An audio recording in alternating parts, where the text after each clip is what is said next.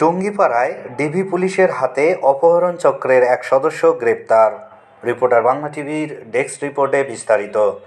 গোপালগঞ্জের টুঙ্গিপাড়া উপজেলার আজিমবাজার এলাকার তাহিন গ্যাং সহ চক্রের সদস্যরা সিরাজগঞ্জ জেলার তাড়াশ উপজেলার মাহমুদুল হাসান মিলনকে ফেসবুকে চাকরি দেওয়ার প্রলোভন দেখিয়ে টুঙ্গিপাড়া উপজেলার আজিমবাজার এলাকার মাহমুদুল শেখের ছেলে জুবাইরের বাড়িতে নিয়ে আসে।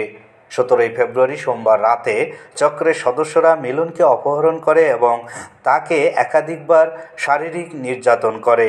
এরপর 18 ফেব্রুয়ারি 2025 রোজ মঙ্গলবার সকাল আনুমানিক 8 ঘটিকার দিকে কয়েক দফায় নগদ বিকাশের মাধ্যমে 61,150 টাকা নেওয়ার পর মিলনের মোবাইল ফোন ও প্রয়োজনীয় কাগজপত্র রেখে উপজেলার মল্লিকের মাঠের পাশে কারিগরি প্রশিক্ষণ কেন্দ্রের সামনের রাস্তার উপরে ফেলে রেখে যায়। এদিকে অভিযুক্তরা তাদের মোটরসাইকেল নিয়ে পালানোর চেষ্টা করলেও জুবাইরের বাবা মাহমুদ শেখ, ডিবি পুলিশের এসআই মোহাম্মদ জুবায়ের পিপিএম এর নেতৃত্বে একটি টিম তাকে আটক করে এবং জুবাইরের বোনজামাই গোপালগঞ্জ জেলা শ্রমিক দলের সদস্য কবিরুল সর্দারকে জিজ্ঞাসাবাদের জন্য ডিবি অফিসে নিয়ে যাওয়া হয়। ব্যবহৃত মোটরসাইকেলটি জব্দ করে এবং অভিযুক্ত জুবাইরের দৌড়ে পালিয়ে যায়। এ ঘটনায় অপহরণের মামলা প্রক্রিয়াধীন এবং পুলিশ ঘটনার তদন্ত অব্যাহত রেখেছে। এই তাহিন গ্যাং চক্র অপহরণ, ধর্ষণ, খুন, মেয়ে দিয়ে ফোনের মাধ্যমে প্রেম করিয়ে দেশের বিভিন্ন অঞ্চল থেকে ছেলেদের এনে বেধড়ক পিটিয়ে বিকাশের মাধ্যমে টাকা লেনদেন করে। কাউকে ছেড়ে দেয়, আবার কাউকে গুম করে ফেলে। টুঙ্গিপাড়া উপজেলার সাধারণ মানুষ এই চক্রের কর্মকাণ্ডে অতিষ্ঠ হয়ে উঠেছে। এরা বিভিন্ন মামলায় আটক হয়ে আবার কিছুদিন পরে বের হয়ে যায়। সাধারণ মানুষ আতঙ্কে দিনরাত পার করে। এই চক্রের বিরুদ্ধে গোপালগঞ্জ আদালত এবং টুঙ্গিপাড়া থানায় একাধিক মামলা রয়েছে। অপহরণ চক্রের বিরুদ্ধে দ্রুত পদক্ষেপ নেওয়ার এবং অভিযুক্তদের কঠোর শাস্তি দেওয়ার দাবি জানিয়েছেন স্থানীয়রা। আসসালামু আলাইকুম, আমি মোহাম্মদ মাহমুদুল হাসান মিলন। আমার বাসা হচ্ছে রাজশাহী বিভাগের সিরাজগঞ্জ জেলার তাড়াশ উপজেলা। আমি একজন স্টুডেন্ট, পার্ট টাইম জবের খোঁজে আমি সিরাজগঞ্জ থেকে এখানে আসি। বাড়িতে একটু অভিমানের কারণেও চলে আসি। আসার পরে এখানে ফেসবুকে আমার একটা পোস্ট দেখি কাজের, পার্ট টাইম জবের, যেখানে ভালো স্যালারি ছিল। তো আমার পরিস্থিতি অনুযায়ী আমি এখানে আগ্রহ হইতে বাধ্য হয়েছি। হওয়ার পরে এখানে আমি আজিম বাজার আসি, যেটা হচ্ছে আপনার গোপালগঞ্জে অবস্থিত, টুঙ্গিপাড়া উপজেলা সম্ভবত। এখানে আসার পরে যে ভাইদের সাথে আমার কন্ট্যাক্ট হয়, ওনারা আমাকে নিয়ে যাওয়ার পরে রাত্রে 2টা নাগাদ ওনারা আমার ফোন টোন কেড়ে নেয়। আমি প্রতিবাদ বাউজ করার সময় তারা ফেসবুক আইডিটার নাম বলতে পারবা? মনে আছে?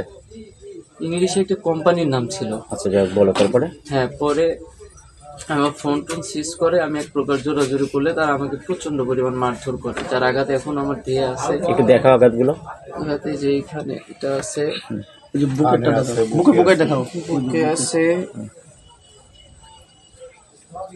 এখানে যদিও পুরান ক্ষত, কিন্তু এটা দেখার পর ওরা আরো বেশি মারছে। আচ্ছা, এই যে কানের এখান দিয়ে আছে, গলা চিপে ধরে ধরে আসার মারছে, হাঁটুতে বাড়ি দেওয়ার পরে যে এখানে লাগছে। ঠিক আছে, বলো। তারপর? মাথার চারপাশে অনেক কিল ঘুষি মারছে আমার। আচ্ছা, লোক ছিল কয়জন ওখানে? 4 জন ছিল। 4 জন।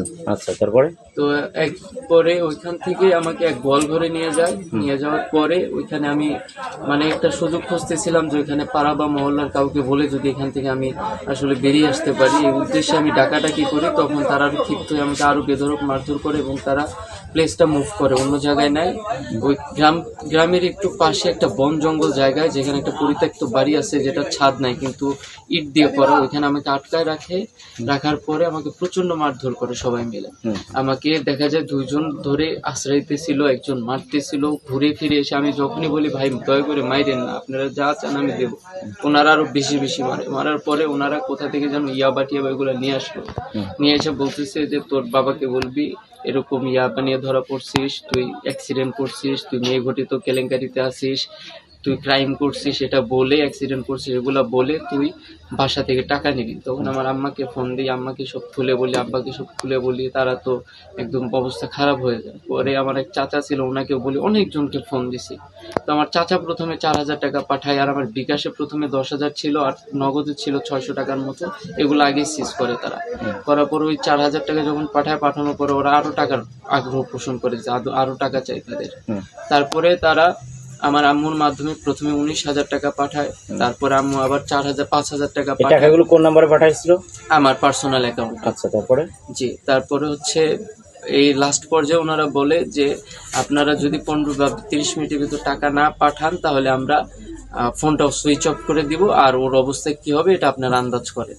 পরে লাস্ট পর্যায়ে আমার আম্মা গহনা নিয়ে সেটা কারো বাড়িতে গিয়ে 20,000 টাকা আবার জোগাড় করার পরে ওইটা আবার নগদ অ্যাকাউন্টে মারে, আমার বিকাশ নগদে একই অ্যাকাউন্ট নাম্বার। ওইখানে মারার পরে ওনারা আমাকে বাইকে করে নিয়ে সেখানে ছেড়ে দেয়, এই যে আর্মি ক্যাম্পের অপোজিট পাশে একটা লেন আছে, ওই লেনের পাশে ছেড়ে দেয়, প্লাস আমার ফোন টোন রেখে দেয়। কত টাকা নিছে টোটাল কত হবে? টোটাল 10,000 আর হচ্ছে 40,000, 40 4 54, 54 59 59 60,000 120-25 টাকা। টোটাল 59,000 60,120-25 টাকা। একটু কম বেশি হইলে হইতে পারে, তবে অ্যামাউন্টটা কাছাকাছি। 60,000 আর কি ধরা যায়। ওরা টোটাল 60,000। ওরা কয়জন ছিল টোটাল? 4 জন ছিল। রিমুভ করে দেন।